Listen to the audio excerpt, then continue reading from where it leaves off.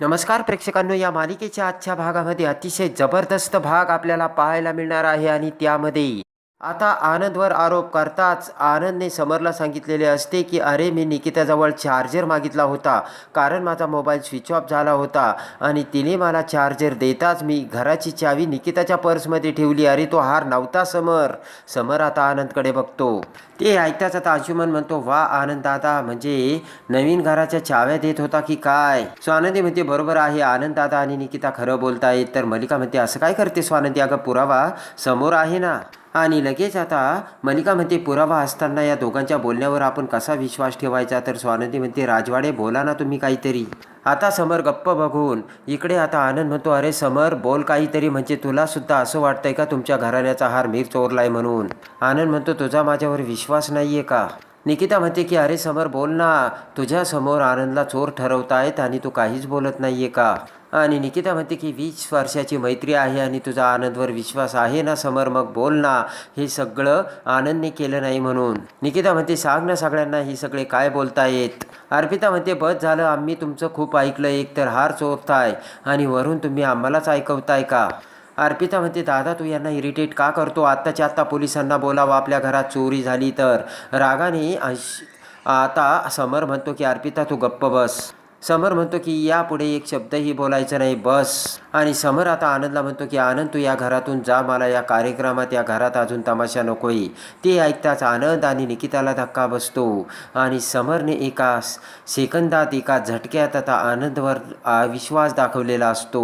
हे आता निकिता आणि आनंदच्या लक्षात येते. आनंदकडे बोट करत आता समर म्हणतो की जा तू, तर आनंदला धक्का बसतो. आता आनंद म्हणतो की जा म्हणजे तुला वाटतंय का आम्ही चोरी केली? समर म्हणतो, आत्ता मला काहीच बोलायचं नाहीये. सो आनंदी म्हणते की राजवाडे. समर म्हणतो, हा विषय आपण आता थांबूयात. आनंद म्हणतो, विषय थांबूयात म्हणजे? तर समर म्हणतो, आनंद बस, मला आता चर्चा नकोय असे समर म्हणताच आनंद म्हणतो, होऊ दे ना चर्चा, तुला काय वाटतं हे आता सगळ्यांच्या समोर सांग. समर म्हणतो, मला ना याबद्दल काहीच बोलायचं नाही. आणि आनंद म्हणतो, कमॉन समर बोल ना, तुझा सुद्धा विश्वास नाही आहे का माझ्यावर? समर काहीच बोलत नाही. तर लगेच डोळ्यात पाणी आणत आनंद म्हणतो, थँक्यू समर राजवाडे, मला तुमचं उत्तर मिळालं. आनंद म्हणतो की मला कधीच वाटलं नव्हतं तू असा वागशील म्हणून. समर रागाने म्हणतो, मी तुम्हाला काय म्हटलं, प्लीज आता तुम्ही इथून जा. आणि लगेच आता निकिता तिची अर्पिताने पाडलेली पर्स खालून उचलते. त्या सगळ्या वस्तू पर्समध्ये ठेवून आनंदचा हात धरून बाहेर निघून जाऊ लागते. सो आनंदी त्यांच्या पाठीमागे जाते आणि तसेच दोघेही त्यांच्या गाडीतून तेथून निघून जातात. आणि निकिता आता गाडी चालवत आता आनंद फक्त आता समरचा विचार करत असतो. तर इकडे समरला सुद्धा खूप वाईट वाटतं आणि तसाच सगळ्यांच्या माणसांच्या समोरून समर आता एकटक बाजूला येतो. आणि तसेच आता निकिता आणि आनंद घरी येतात आणि दोघेही तसेच त्यांच्या घराचा दरवाजा उघडून आतमध्ये येऊन सोफ्यावर बसतात. आणि रागाने निकिता आता त्याची पर्स फाडू लागते, तोडू लागते. आनंद म्हणतो, निकिता तू हे काय करते? तर निकिता म्हणते, सगळं या पर्समुळे झालंय ना. निकिता म्हणते, या पर्समुळे आज आपल्याला चोर ठरवलं. आणि आनंद म्हणतो, माझ्यावर आता पडलेला हा डाग कधीच पुसला जाणार नाहीये निकिता. आणि आनंद म्हणतो की मला फक्त याचं वाईट वाटलं, इतक्या वर्षाची मैत्री एवढी असूनही समरने माझ्यावर विश्वास कसा ठेवला नाही. आणि आनंद म्हणतो, समर माझ्यापासून आता खूप दूर निघून गेला आहे. आणि त्यानंतर इकडे आता समर सुद्धा आनंदची प्रत्येक प्रेमाची आठवण आता समरच्या डोक्यात येत असते. डोळ्यासमोर थैमान घालून नाचत असते. आपल्याला आनंदने कसं जीव लावलं, किती किती प्रेम केलं, हे सगळं समरला आठवतं. आणि ज्या वेळेस आता आनंद आणि निकिताचे भांडणं व्हायचे त्यावेळेस आपण कसे त्यांचे भांडणं सोडवायचो, आपण कसं निकिता सगळ्यांना समजवायचं, हे आता समरला आठवते. आता तेवढ्यात इकडे पटकन मंदाकिनी ही स्वानंदीकडे येते आणि म्हणते की स्वानंदी, अगं मला काय वाटतं आनंद चोरी नाही करणार, कारण मला माणसांची पारख आहे. मंदाकिनी म्हणते की हे बाहेर कशाला शोधताय, खरा चोर घरीच आहे. स्वानंदी म्हणते की आई, तर मंदाकिनी म्हणते, मला असं वाटतंय आनंद असं नाही करणार स्वानंदी. मंदाकिनी म्हणते की जावई बापू आणि त्यांची घनिष्ठ मैत्री आहे हे तुझ्या घरच्यांना बघवत नसावं आणि म्हणून असं घडतंय. इकडे आता आदिरा रोहन दोघेही आता पुन्हा तोच विचार करू लागतात. आदिरा म्हणते की माझा तर विश्वासच बसत नाहीये. आदिरा म्हणते, मी आनंदाला लहानपणापासून बघत आले, तो असं करणं शक्यच नाही. आणि तेवढ्यात आता स्वानंदीचे बाबा हे स्वानंदी समोर येतात. तर मंदाकिनी म्हणते, स्वानंदी आनंदने काहीच नसणार केलं बरं का.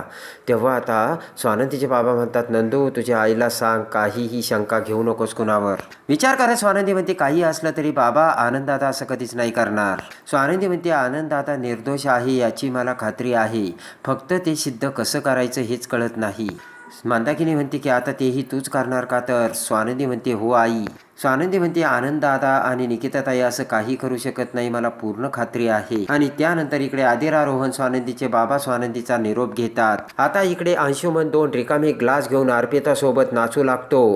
अंशुमन मलिकाला म्हणतो की मला ना जाम टेरेसवर जाऊन नाचावंसं वाटतंय आणि आपला शत्रू अक्षरशः झुराळासारखा आपण पायाखाली चिमटीत दाबला, असे अंशुमन मलिकाला सांगतो. मलिका खुश होते आणि अंशुमन म्हणतो, मॉम आज मी मनसोक्त नाचणार आहे आणि अर्पिताला घेऊन नाचू लागतो. हसतच मलिका म्हणते की अंशुमन जरा हळूहळू, आपलं सगळं घर दुःखात बुडालेलं आहे रे. अंशुमन म्हणतो, कधीतरी चांगलं घडलंय मग सेलिब्रेट नाही करायचं का. अर्पिता म्हणते, मम्मा आपलं घर एवढं मोठं आहे, कुणाला काहीच नाही कळणार.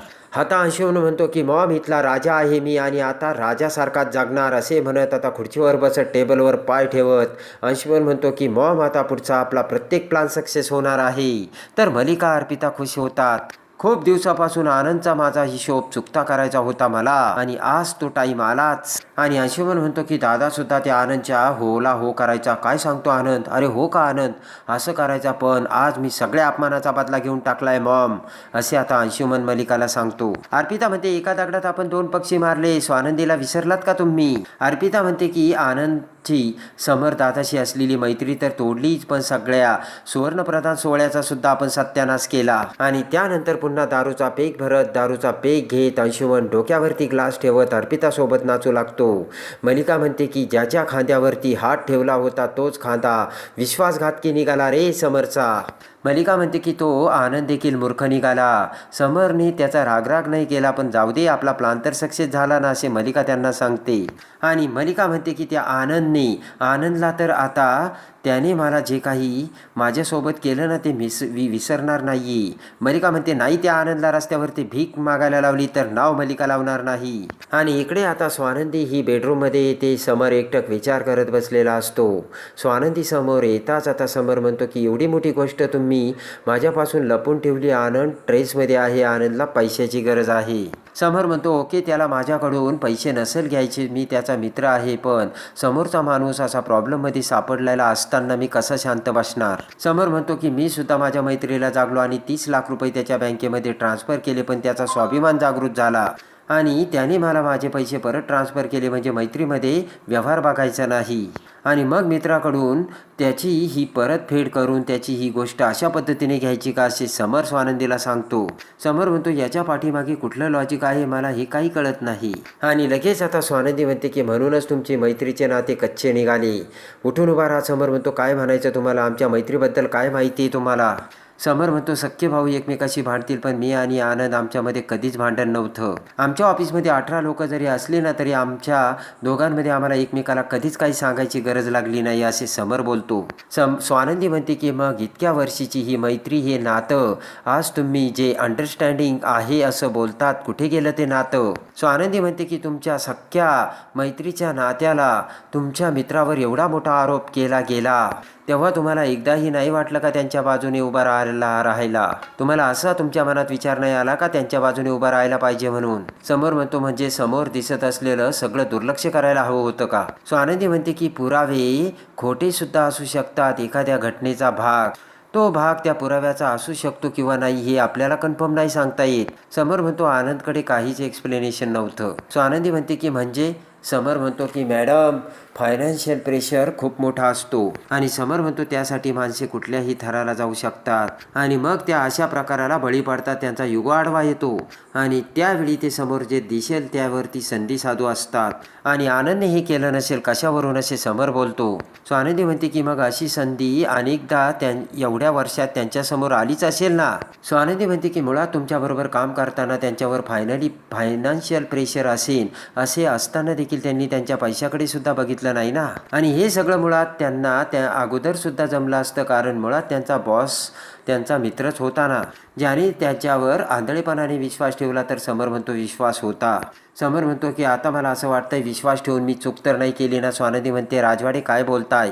समर म्हणतो बस आता मला काहीच बोलायचं नाही. स्वानंदी म्हणते असं कसं न बोलून चालेल, एवढ्या वर्षांची मैत्री आहे ना तुमची. स्वानंदी म्हणते मी काय तुम्हाला स्वतः सांगायचं, एकदा तुम्हीच आठवून बघा. मोठमोठ्या प्रसंगामध्ये कशा पद्धतीने किती वेळा त्यांनी तुमची साथ दिली हे तुम्ही आठवा, असे स्वानंदी समरला ठणकावून सांगते. अहो इतकी वर्ष तुम्ही संकटातून जात असताना त्यांनी तुम्हाला सावरलं, त्यांच्या बायकोने सुद्धा तुम्हाला कधी एकटं पडू दिलं नाही. स्वानंदी म्हणते सारखे ते दोघं सांगत होते त्यांनी चोरी केलेली नाहीये, तरी सुद्धा तुम्ही ऐकलं नाही. स्वानंदी म्हणते त्यांच्या डोळ्यामध्ये केविलपणा दिसत होता. स्वानंदी म्हणते राजवाडे त्यांना आज तुमच्या खऱ्या आधाराची गरज होती, पण तुम्ही काय केलं. स्वानंदी म्हणते की का बोलला नाही तुम्ही त्यांच्या बाजूने, सांगा ना. समरकडे उत्तर नसतं. आणि तुम्हाला पैशाची तुम्ही मदत करत होते, तुम्हाला त्यांना मदत करायची होती ना, मग हीच ती वेळ होती राजवाडे, असे स्वानंदी समरला सांगते. समर म्हणतो की तो व्हिडिओ उघडल्यानंतर बोलण्यासारखं काही उरलंच नव्हतं. स्वानंदी म्हणते की मग आपल्यासुद्धा माणसाच्या बाबतीत विश्वास ठेवावा लागतो, जरी पुरावा त्याच्या विरोधात असला तरी. तर समर म्हणतो मग तुम्ही अंशुमनच्या बाबतीत का नाही केलं. समर म्हणतो अंशुमनची तुम्ही क्लिप दाखवली, त्यामागे सुद्धा हेच लॉजिक होतं ना स्वानंदी मॅडम. त्यावेळेस परिस्थिती सुद्धा अंशुमनच्या विरोधात होती. समर म्हणतो त्यावेळेस मी सुद्धा असं म्हणालो असतो ना, हा पुरावा फसवा असू शकतो, मी सुद्धा माझ्या भावावरती विश्वास ठेवला असता ना. स्वानंदी म्हणते राजवाडे तेव्हाची परिस्थिती वेगळी होती. तर समर म्हणतो काय वेगळी होती. आता समर म्हणतो अंशुमनला ट्रीटमेंट, मग आनंदला का नाही. स्वानंदी म्हणते की आनंद दादा 20-25 वर्षापासून तुमचे मित्र आहेत. तर समर म्हणतो मग अंशुमन सुद्धा माझा भाऊ आहे. समर म्हणतो माझ्या डोळ्याच्या समोर तो लहानाचा मोठा झालाय. समर म्हणतो सॉरी, आता मला या विषयावर काही बोलायचं नाही, माझ्यासाठी हा विषय संपला. आणि त्यानंतर आता स्वानंदी समरला म्हणते की अहो राजवाडे, निकिता आणि आनंद हे पर्सपासून बाजूला होते, ते बाहेरच होते, दागिने त्यांच्याकडे नव्हते, मग तो हार निकिताच्या पर्समध्ये कसा गेला. तर आता समर म्हणतो मला दुसरा काहीच विचार करायचा नाही, बस झालं. तेव्हा आता स्वानंदी विचार करते की नाही, मला आता हे सत्य शोधून काढण्यासाठी निकिताताई आणि आनंदशी बोलावेच लागेल. तर तेवढ्यात निकिताचा स्वानंदीला फोन येतो. निकिता म्हणते की गेले 2 तासापासून मी दरवाजा वाजवते, पण आनंद दरवाजा उघडत नाही, त्याला या गोष्टीचा एवढा त्रास झालाय की सांगायलाच नको, आणि मला आता तुमच्या विरोधात पोलिसांकडे जावं लागेल. स्वानंदी म्हणते काय काय बोलताय निकिताताई तुम्ही, आनंद दादा दरवाजा उघडत नाहीये. तर आता स्वानंदीला धक्का बसतो. तर आता इकडे आनंद हा त्या आता गळफास घेण्यासाठी आता आनंदने वर फॅनकडे बघितलेले असते आणि हातात आता कापड घेतलेलं असतं. तर आता रात्रीच्या 2 वाजता समर आणि स्वानंदी येऊन आनंदला कशी वाचवणार हे बघण्यासाठी आणि या मालिकेच्या डेली अपडेटसाठी आपल्या चॅनलला लाईक करा, सबस्क्राईब करा.